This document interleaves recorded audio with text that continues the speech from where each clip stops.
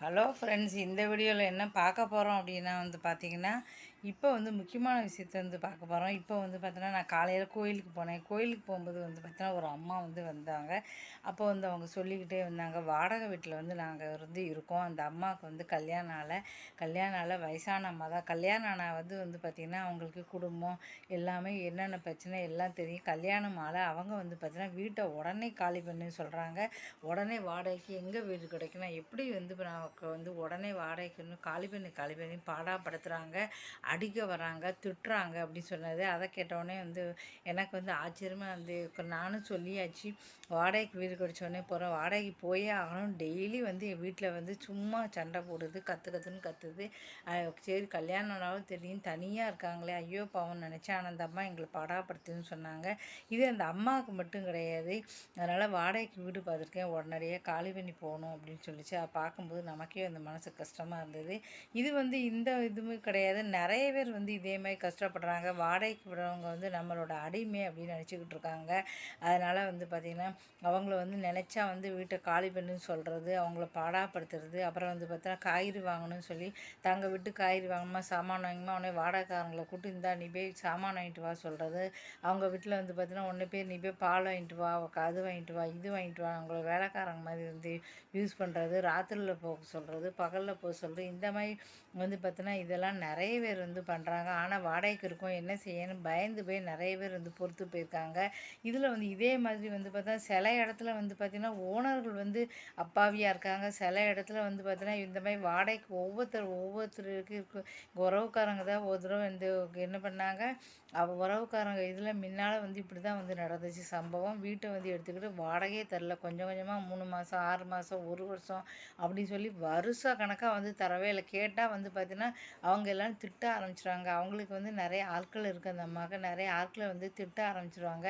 இந்த பக்கமே நீ வரக்கூடாது அப்படி இப்படின்னு சொல்லி கடைசி வரையும் பார்த்தீங்கன்னா, வாடகையே தரல. அதுக்கப்புறம் சரி வாடகையே தரல, இப்போ என்ன செய்ய சொல்லிட்டு 20 லட்ச ரூபா வீட்டை வெறும் 5 லட்ச ரூபாய்க்கு ஒருத்தர் விலைக்கு கொடுத்துட்டாங்க. வேறு வழியே கிடையாது. இந்த மாதிரி சில இடத்துல ஓனர்கள் பார்த்தீங்கன்னா அப்பாவியாக இருக்காங்க. சில இடத்துல பார்த்தீங்கன்னா வாடகைக்காரங்க அப்பாவியாக இருக்காங்க. வாடகைக்காரங்க அப்பாவின்னா என்ன, அவங்க சொல்கிற மாதிரி வீட்டு வேலையை செஞ்சுக்கிட்டு உங்களுக்கு காய்கறி வாங்கி கொடுத்து அவங்க திட்டினா பயந்துவே இருப்பாங்க. சில இடத்துல பார்த்திங்கன்னா ஓனர் பயந்துவே இருப்பாங்க. ஐயோ இவ பாடாப்படுத்துகிறாளே அப்படின்னு சொல்லிட்டு ஓனர் வாடகைக்கு வாடகையை கொடுக்க மாட்டாங்க. அது மட்டும் இல்லாமல் வீட்டில் பார்த்திங்கன்னா, வீட்டை தன்னுடைய வீடு மாதிரி வச்சுக்கிட்டு ரொம்ப பாடாப்படுத்துவாங்க. இந்த மாதிரி அதை அவங்கவுங்கள பொறுத்து இருக்கு. நிறைய இடத்துல இப்படி தான் நடக்குது. வாடகை வீட்டில் உள்ளவங்கெல்லாம் அவங்களும் மனுஷங்க அப்படிங்கிறது கண்டிப்பாக நினச்சி இருங்க. ஏன்னா வாடகைக்கு வீட்டில் இருக்க ஒரு அடிமையே கிடையாது. அவங்களுக்கும் பார்த்திங்கன்னா, வீட்டில் வீடு இல்லை அப்படிங்கிறனால தான் வாடகை கொடுக்குறாங்க. நம்ம நினைக்கிற வாடகையை அவங்க கொடுத்துட்டாங்க அப்படின்னா பிரச்சனை இல்லை. அந்த அம்மா சொல்லிச்சு 1ஆந்தேதியே காலங்காத்தாலே வாடகை கையில் கொடு அப்படின்னு சொல்லி பிடிங்கிட்டு போகும். அவங்களால 1ஆந்தேதி தர முடியலைன்னா 2ஆந்தேதி தருவாங்க. அதனால் வாடகையை வீட்டில் இருக்கோம் அப்படின்னா ஓனர்கள் இருந்தாலும் சரி அவங்கள பாடாப்படுத்துகிறாங்க. அதேமாதிரி நீங்கள் பார்த்தீங்கன்னா, வீடு வச்சுருந்தாலும் பார்த்திங்கன்னா முன்ன பின்ன தான் ஆகும்.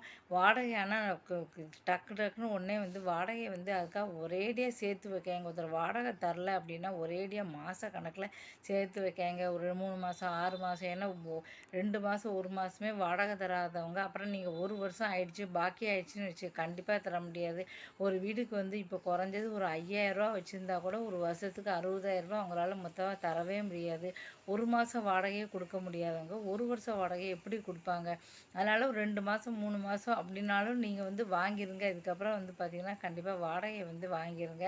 அதே மாதிரி வாடகைக்கு உள்ளவங்களும் மனுஷங்க தான். அவங்கள அடிமையாக நடத்தாங்க. உங்களுக்கு வேணால் நீங்கள் உங்களுக்கு காய்கறி வாங்குறது சில இடத்துல வைக்க அப்படிலாம் பண்ணாதீங்க. அவங்கவுங்க வீட்டு வேலையை அவங்கவுங்க செய்யுங்க. அவங்க வீடு இல்லை, வீடுக்கு வாடகைக்கு இருக்காங்க அவ்வளோதான். அதுக்காக அவங்க யாரையும் இளக்காரமாக நினைக்கக்கூடாது. அதை பார்த்துக்கோங்க. சில இடங்களில் ஓனர்கள் இப்படி இருக்காங்க, சில இடங்களில் இப்படி இருக்காங்க. என்ன சொல்ல அப்படி தெரியல.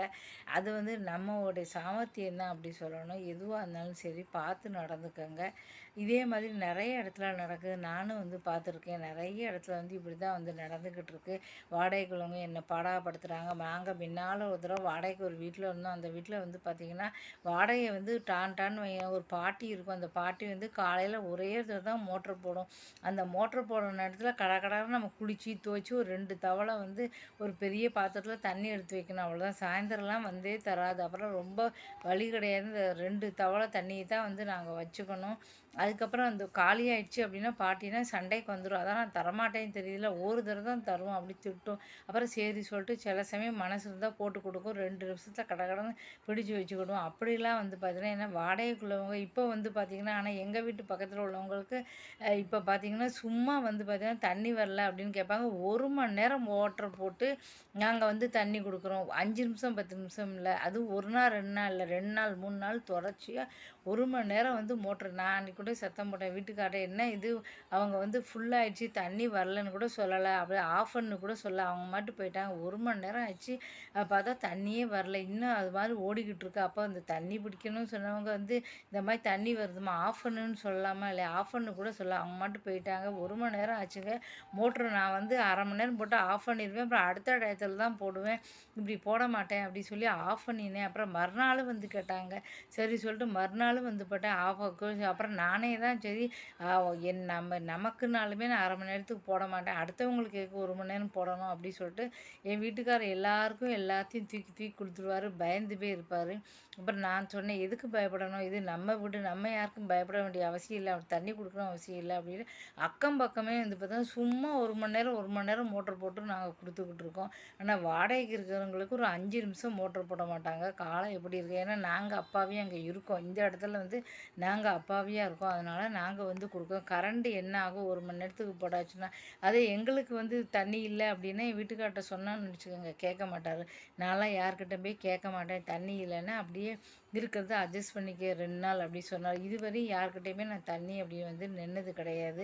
அப்போ யார் அப்பாவி பாருங்கள், அவர் வந்து யார்கிட்டையுமே கேட்க மாட்டார். நான்லாமே அப்புறம் நம்ம போட்டு போட்டு நம்ம மட்டும் போட்டு போட்டு கொடுக்குறோம்ல, அப்போ அவங்கள்ட்ட கேட்க வேண்டியதில்ல, கேளுங்க அப்படின்னு சத்தம் போட்டு ஒரே ஒரு நாள் கொடுத்தாங்க. ஆனால் அதுக்கப்புறம் வந்து இல்லை. ஆனால் இங்கெல்லாம் கேட்கவே மாட்டாங்க, ஏன்னா எல்லா டேங்கும் மாடியில் ஒன்று போல் இருக்கா இல்லையா, அதனால் கேட்கவே மாட்டாங்க. நான் தரமாட்டேன்னு சொன்னாலும் அதனோட அவங்களே மேலே ஏறி டியூப்பை போட்டு அவங்களே தண்ணியை வந்து எடுத்துருவாங்க. ஒரு வீட்டில் தண்ணி இல்லை அப்படின்னா எனக்கு ஃபுல்லாகாது, எனக்கு தெரியும். ஓஹோ, அப்போ நம்மளுடைய மோட்டர் தண்ணியை அவங்க போட்டுக்கிறாங்க போல். பக்கத்து வீட்டில் வந்து மோட்டர் ரிப்பேர் ஆச்சு, அப்போ 2 3 நாள் தண்ணியே ஃபுல்லாகல, எனக்கு தெரிஞ்சுது. ஓ, அப்போ டியூப் போட்டு வந்து அவங்களே தண்ணியை வந்து எடுத்துக்கிட்டாங்க போல். அவங்கவுங்களுக்கே தண்ணி காலியாகிடுச்சு அப்படின்னு சொல்லுங்க, அவங்கவுங்களே அடுத்தவங்க டேங்கில் வந்து ஒரு டியூப் போட்டு வந்து எடுத்துகிட்டு போய்கிட்டே இருப்பாங்க. இதுதாங்க வந்து நிலமை. யார் அப்பாவியோ நான் இதுவரை சண்டை போட்டதே கிடையாது. தண்ணியில் திடீர்னு வந்து பார்த்தா தண்ணி காலி ஆயிரும், அப்போ எனக்கு தெரியும், போகோ யாரோ டியூப் போட்டு எடுத்திருக்காங்க. நான்லாம் தண்ணியே வந்து இப்போ வந்து சாயந்தரம் ஒரு வேளை தான் போடுவேன், ஏன்னா தண்ணியே இல்லைன்னா கண்டிப்பாக யாரோ எடுத்திருக்காங்கன்னு தெரியும். ஏன்னா நாங்கள் யாருக்கிட்டையும் சண்டை போட மாட்டோம், ஒன்றும் செய்ய மாட்டோம், அதனால தண்ணியை வந்து ஈஸியாக எடுத்துகிட்டு போகிறாங்க. கரண்ட் பில் வந்து யார் கட்டுறதுன்னு பாருங்கள், இப்படிலாம் வந்து பண்ணுறாங்க. ஒவ்வொரு வீட்லேயும் ஒவ்வொரு மாதிரி வந்து நடந்துக்கிறாங்க. இதெல்லாம் பார்க்கணும் நமக்கே வந்து ஆச்சரியமாக இருக்குது. மக்கள் வந்து எப்படி இருக்காங்க பாருங்கள், யார் இழிச்ச வாயினும் அவன் தலையில் வந்து மிளகாய் இறக்கிறாங்க. நீங்களே வந்து பாருங்கள், நாங்கள் வந்து யார்கிட்டையும் இதுவரையும் வந்து கேட்கவே மாட்டோம் உதவின்னு. நான் இதுவரையும் யார்கிட்டையுமே எந்த ஒரு அவசரம் இல்லை, வெங்காயம் இல்லை அப்படின்னா வெங்காயம் இல்லாமல் சமைப்பேன், பெருங்காயம் இல்லைன்னா பெருங்காயம் இல்லாமல் சமைப்பேன். இல்லையா பக்கத்தில் கடை இருக்குது, நான் போய் கடையில் போய் நானே வாங்கிட்டு வருவேன். ஆனால் இங்கே உள்ளவங்களாம் வந்து கடைக்கு போகவும் மாட்டாங்க. பக்கத்து வீட்டில் வந்து பார்த்தீங்கன்னா எனக்கு வெங்காயம் கொடு அது கொடு இது கொடு, ராத்திரி 11 மணிக்கு வந்து எனக்கு கதவு தட்டினாங்க. என்னன்னு கேட்டோம், ஏன்னா அவங்களாம் லேட்டாக தான் வந்து சமையல் பண்ணுவாங்க, ராத்திரி 10 மணிக்கு தான் குக்கரை வச்சு 11 மணி ஆகும். கதவு தட்டுறீங்க, எனக்கு வெங்காயம் இல்லை வெங்காயம் கொடுங்கன்னு கேட்குறாங்க. நல்லா தூங்கிக்கிட்டு இருக்கோம், கதவை தட்டி வெங்காயம் தாங்கன்னு கேட்குறாங்க. இந்த அநியாயத்தெல்லாம் எங்கே சொல்லலான்னு தெரியல. அப்புறம் சரி சொல்லிட்டு ராத்திரி 11 மணிக்கு நான் வந்து சரி நாங்கள் தூங்கிக்கிட்டு இருக்கோம், ஓ டிஸ்டர்ப் பண்ணிட்டேனா அப்படின்னு கேட்குறாங்க. ராத்திரி 11 மணிக்கு தூங்காமல் உட்காந்து கும்மியாக அடிச்சுக்கிட்டு இருப்பாங்க. ராத்திரி 11 மணிக்கு என்னங்க பண்ணுவாங்க, இப்படி இல்லாமல் கேள்வி கேட்பாங்க, நீங்கள் தூங்கிக்கிட்டு இருக்கீங்களா அப்படின்ட்டு. அவங்க வந்து ராத்திரி 11 மணிக்கு தான் சாப்பாடே சாப்பிடுவாங்க. 10 மணிக்கு தான் ஒலை வச்சு குக்கரை வச்சு 11 மணிக்கு தான் ஆகும். அவங்க வச்சு 11 11:30 மணி அவங்க சாப்பிட்றவங்கக்கா நாங்கள் முழிச்சுக்கிட்டு இருக்க முடியுமா? சீக்கிரம் வந்து தூங்கி காலையில் சீக்கிரம் எழுந்திருக்கு தான் ஆரோக்கியம். தெரிஞ்சுமே வந்து வேணுன்னே வந்து அதை கொடு இதை கொடு, வெங்காயம் இல்லாமல் உன்னால் சமைக்க முடியாதுன்னா அப்போ நீ கடையில் போய் வாங்கி வைக்கணும். ஆனால் இப்படிலாம் வந்து மக்கள் வந்து இருக்காங்க. அதனால் நீங்கள் வந்து பார்த்தா நியாயமாக இருந்தால் 4 பேருக்கு உதவி செய்யுங்க, அநியாயமாக இல்லை எங்களை மாதிரி கேட்டோன்னா யாருக்குமே எதுவும் கொடுக்கணும். நான் யாருக்கு கேட்டாலும் மூஞ்சில் அடித்தாலும் இல்லைன்னு சொல்லுவேன். ஏன்னா நான் யார்கிட்டயுமே எந்த உதவியும் நான் கேட்க போகிறதில்ல, கேட்கவும் மாட்டேன், எனக்கு அது பிடிக்காது. அதனால நான் இது இன்னுமே வந்து நினச்சிட்டேன், யாருக்கும் நான் எந்த உதவியும் செய்ய போறதில்ல. செஞ்சாலும் நன்றி கிடையாது, விசுவாசம் கிடையாது. எனக்கு என்ன, நான் வந்து என்னோட வீட்ல இருக்கேன், என்னோட சம்பாத்தியத்துல இருக்கேன். அடுத்தவங்க வீட்ல வந்து அடுத்தவன் சம்பாத்தியம் இல்ல. அதனால யாராவது வந்து கேட்டா கூட நான் இல்லன்னு மூஞ்சி அடிச்சாப்புல சொல்லிற போறேன். அதுதான் சரி. ஏன்னா, ஐயோ பாவம்னு தண்ணி போட்டு குடுத்தா கூட தண்ணி நின்னது கூட சொல்ல மாட்டாங்க. 1/2 மணி நேரத்துல தண்ணி நின்னு போச்சு. தண்ணி ஏன் நீங்க சொல்லலன்னா, அது அப்பயே நின்னு போச்சு. அப்போ உங்களுக்கா தானே மோட்டர் போட்டிருக்கு. அப்ப நீங்க தானே சொல்லணும். நான் இந்த 2 நாள் வந்து மோட்டர் போட்டேன். இந்த மாரி பக்கத்து வீட்ல கூட மோட்டர் போடுன்னு சொல்றாங்க. நான் இப்படிலாம் வந்து இருக்காங்க. யார் இளிச்சவாயனோ அவங்க தல்ல வந்து நீங்க வந்து இப்படிலாம் வந்து படாப்படுத்துறாங்க. பார்த்து நடந்துக்குங்க. இந்த வீடியோ பிடிச்சா மறக்காம சேனலை சப்ஸ்கிரைப் பண்ணுங்க. இத மாரி நெறைய அனுபவங்கள் நான் சொல்றது எல்லாமே ஒரு உண்மையான ஒரு கற்பனை கிடையாது. எல்லாமே அக்கம் பக்கம் நடக்கிறத உண்மையான சம்பவத்த தான் வந்து நான் வந்து சொல்றேன். தவிர பொய் வந்து நான் எதுவுமே வந்து சொல்லல. இப்போ சும்மா வந்து வர கதைகள்ல வந்து நான் சொல்லல. எங்க அக்கம் பக்கத்துல நடக்கிறத தான் வந்து நான் சொல்றேன். அதனால வந்து மறக்காம வந்து எல்லாருமே உங்களுக்கு ஏதாவது அனுபவம் இருந்தா மறக்காம வந்து ஷேர் பண்ணிக்கோங்க. ஏன்னா வந்து 4 பேருக்கு நம்ம சொன்னோம் அப்டின்னா, அவங்களுக்கு வந்து புரியும். அப்போ வந்து பார்த்தீங்கன்னா, நல்லது அப்டின்னா அவங்களுக்கு வந்து தெரிஞ்சுப்பாங்க. கெட்டது எல்லாமே தெரிஞ்சுக்கணும். அதனால தான் நான் YouTubeல நீங்க பார்த்தாலும் சரி, பார்க்காட்டாலும் சரி, அத நான் ஷேர் பண்ணிக்கிறேன். கண்டிப்பா வந்து பார்த்தீங்கன்னா, மனசுக்குள்ள இருக்கிற விஷயங்கள்லாம் YouTube எனக்கு ரொம்ப யூஸா இருக்கு. என் மனசுக்குள்ள விஷயங்கள்லாம் யார்ட்ட சொல்றது அப்டின்னு சொல்லி நான் எடுத்து வீடியோ வந்து போட்டுக்கிட்டு இருக்கேன். இப்போ போடுறதுனால எனக்கு மானிட்டேஷன் கிடைக்கலனாலும் பரவாயில்ல. என் மனசு வந்து லேசாகும் இப்போ. அதுக்காக தான் நான் வீடியோ போடுறேன். உங்களுக்கு பிடிச்சா வந்து மறக்காம நெறைய வீடியோக்கள் பாருங்க. நன்றி, வணக்கம்.